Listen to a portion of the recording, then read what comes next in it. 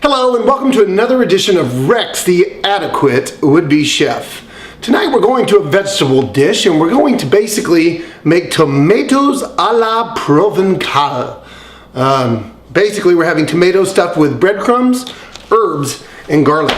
This should be a fairly straight up recipe. Again, I have not made this for the children watching at home, but this is the first time ever. So she says get 6 3-inch tomatoes. I've gone big tonight. We've gone with the what we call a beefsteak tomato. I have 3 very nice ones from the grocer. We're gonna basically take the seeds out of these, prep them to stuff them. We're gonna use some garlic. She calls for shallots. I forgot to buy shallots, so we are actually going to be using some green onions. She says you can substitute in green onions and parsley. I'm going to have to use some dried parsley because I forgot that as well. I sort of went off the top of my head with this one. So we're going to do a little bit of mixture of that. We're going to pull out some nice, good, fresh white crumbs. I'm going to throw this all in the food processor. We're going to whip it up with some thyme, salt, some little bit of fresh Parmigiano, yeah, and some fresh basil. And we're going to put it all together. And then we're just going to stuff these and bake them. And hopefully they're going to come out really good, juicy, and delicious. So let's get down to the ingredients more and how we're doing this.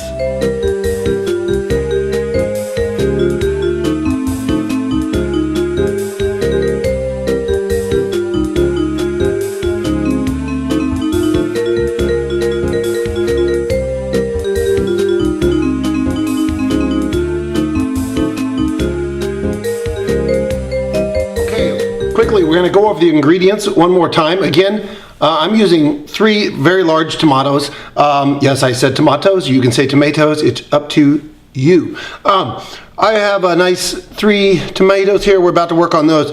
The recipe doesn't call for it. I did find a recipe online that says to use about 3 tablespoons of Parmesan. Since I have the big ones, I went for a little bit of more. Yay. Yum, Parmesan. About 3 tablespoons of chopped basil. She said to do a parsley mix, and like I said, I forgot that. So I did, you can barely see it in there. I actually put some dried parsley, straight, mixed it right down in with that. A little over half a cup of breadcrumbs. I use a nice fresh white French bread. I'm gonna throw that in. 1/4 cup of a really nice olive oil. Again, 3 tablespoons of shallots and or green onions. I went with the green onion option. About 1/8 of a teaspoon of thyme and some garlic. She says 2 pods. I love 3. I love garlic. So kosher salt and some black pepper. And then we should be good to go. So we're going to get straight to this. Let me move in here. The first thing she says to do is remove the stem. So I'm going to just gently cut inside here. We don't want to go too deep, but I do want to just remove that stem out of there. Nobody wants to eat that. And do that to all 3. My other one doesn't even have a stem, so I'm not even going to worry about it. Just leave that. At that point, take your nice sharp kitchen knife and we're going to cut these nice and long ways. And as you can see, just like that, which will give us 2 halves. Do that for all 3 of them. Okay, at this point, the tomatoes haven't been cooked. They're raw, but we still have the cut halves. What we're going to do is we need to juice and seed them. So over a bowl, we're just going to squeeze them lightly, get the juice out, and try to get as much seeds out as possible with our fingers. I have washed my hands before this. And then, since we're going to be putting a stuffing in this, you can sprinkle them with salt a little bit, turn them upside down in a colander, and that'll pull out just a little bit more water so you don't get the mush.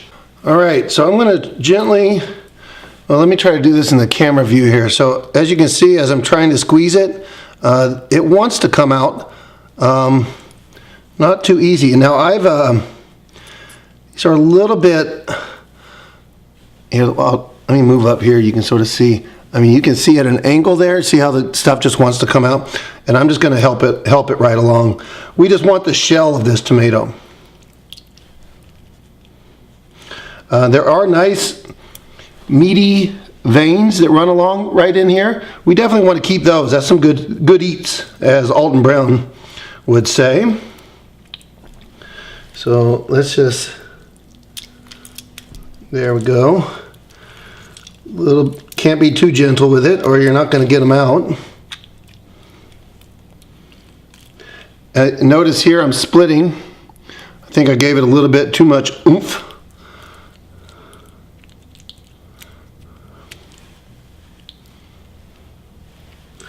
I'm gonna call that one good. See when I'm done with all 6 of them. All right, you can tell we got a pretty good amount of juice there. Look at that. So we're gonna put this aside. We don't need it. Okay, now we're gonna move on to the stuffing. Now she says to mince it all and then mix it all or blend it all together in a bowl. I'm gonna try to cheat. Let's go a little high tech here. I'm gonna try to make it my little one and see if I have enough room. If not, I'll transfer to the big one. Okay, she says to just mix everything together. So exactly what I'm gonna do. I'm gonna go ahead, throw, let's see, everything that's hard into here.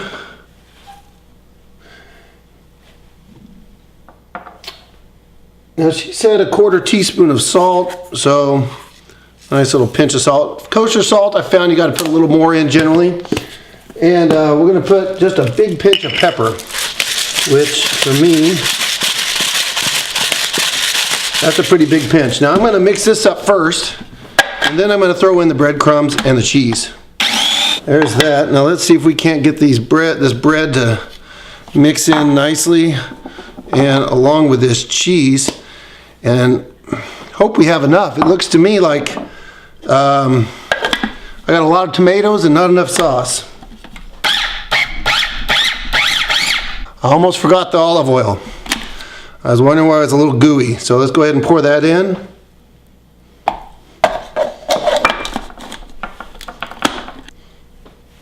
You'll see here, it's very nice. It's very, see that'll focus. There you go. Nice mesh. So hopefully we have enough. Like I said, it seems light, but we'll see. I can always make more. One thing she said to do once you've hollowed out all of your tomatoes is just lightly salt each one. I did not turn these over in a colander.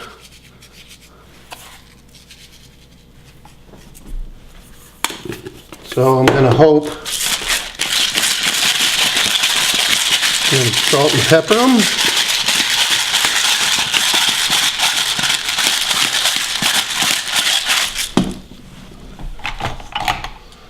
And then we're going to, now at this point I'm just going to take our stuffing, which I can already tell you right now, I don't know why how she thinks this is enough. All right, well, as you can see, there's a small problem. When you decide to modify a recipe like I did by getting the bigger tomatoes, you see the problem. I ran out of stuffing. I'm going to go ahead and cook some up really quick off camera. I'll video just in case I cut off a finger or something. And then I'll come back and we'll finish this. Okay, there you go. A quick little batch, and now I've got them all ready. Now that we have them all together, we need to preheat the oven to 400 degrees. You could have done this sooner. I have other things to cook, so I haven't. We're gonna put them into a casserole pan, and we're gonna bake them for about 20 minutes, about mid-shelf. And then we're gonna see how these things are. I'm gonna go ahead and clean up a bit. And get the rest of my dinner ready. See you guys in a bit. Okay, so we're doing well. I've got most of my dinner cooked. At this point, I've got an oiled pan. Basically, you want a baking dish that will hold all the tomatoes nice and firmly. And it's gonna be a tight fit, but I think we can do it. Okay, I've got my casserole dish. Let's see if these are gonna fit. Like I said, it's gonna be a little tight, but I think with a little bit of coaxing, it's gonna be really nice. Look at that. This last one, we'll just slide him right in there.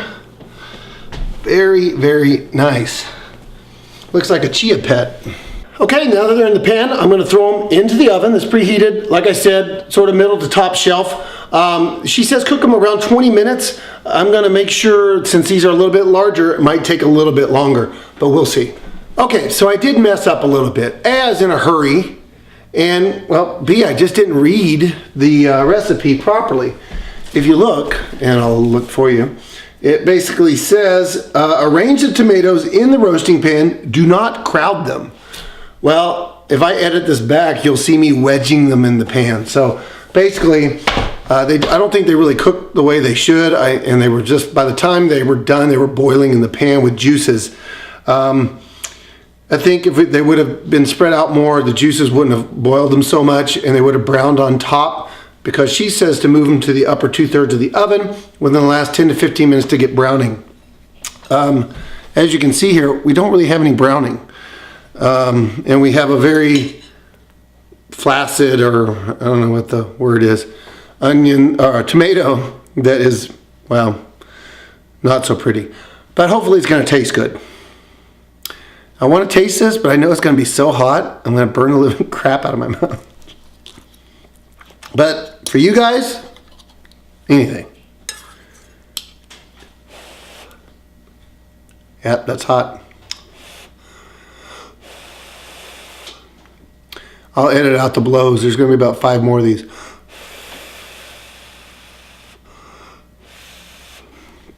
I cherish the skin on the top of my mouth.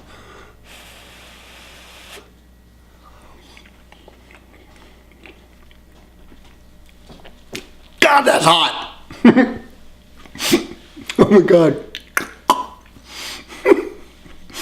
Ooh, am I turning red? Wow, yeah. Very hot. I'm going to have a problem swallowing for the next couple of days. But it's really good.